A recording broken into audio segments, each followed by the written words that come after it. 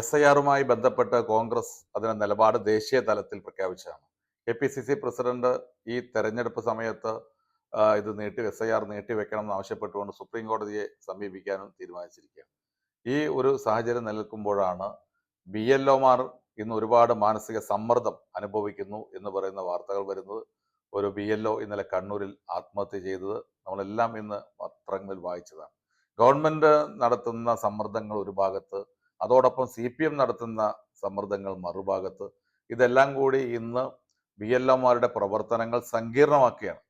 ഏറ്റവും സുതാര്യമായി നടത്തിക്കൊണ്ട് ഒരാളെ പോലും SIRലൂടെ അവകാശപ്പെട്ട അല്ലെങ്കിൽ വോട്ടവകാശമുള്ള ഒരാളെ പോലും വോട്ടർ പട്ടികയിൽ നിന്ന് നീക്കം ചെയ്യാത്ത ഒരു സാഹചര്യം സൃഷ്ടിക്കാനാണ് എല്ലാവരും ശ്രമിക്കേണ്ടത്. പക്ഷേ ഗവൺമെന്റ് തന്നെ ഉണ്ടാക്കുന്ന ഇത്തരം ഉത്തരവുകൾ, മലപ്പുറം ജില്ലാ കളക്ടർ ഇറക്കിയ ഉത്തരവ് ഉൾപ്പെടെയുള്ള ഉത്തരവുകൾ, ഇത് കൂടുതൽ ഈ ഒരു പ്രക്രിയ SIRമായി ബന്ധപ്പെട്ട പ്രക്രിയ കൂടുതൽ സങ്കീർണമാക്കുകയാണ്. അതുകൊണ്ട് തീർച്ചയായിട്ടും BLOമാർക്ക് സ്വതന്ത്രമായി പ്രവർത്തിക്കാനുള്ള അവസരം കൊടുക്കണം.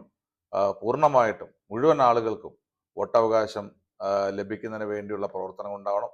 അതിന് തടസ്സം നിൽക്കുന്ന നിലപാട് CPMന്റെ ഭാഗത്തുനിന്നോ അതോടൊപ്പം തന്നെ ഗവൺമെന്റിന്റെ ഭാഗത്തുനിന്നോ ഉണ്ടാവരുത്.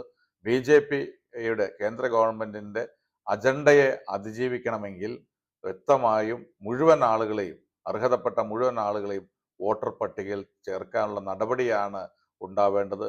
ഗവൺമെന്റിന്റെ താല്പര്യങ്ങൾ, SIRനെതിരെ ആണ് ഗവൺമെന്റെങ്കിൽ SIRനെതിരെയുള്ള നടപടി CPM ആത്മാർത്ഥമായിട്ടാണ് എടുക്കുന്നതെങ്കിൽ അതിനുള്ള സാഹചര്യമാണ് ഗവൺമെന്റ് ഒരുക്കി കൊടുക്കേണ്ടത്.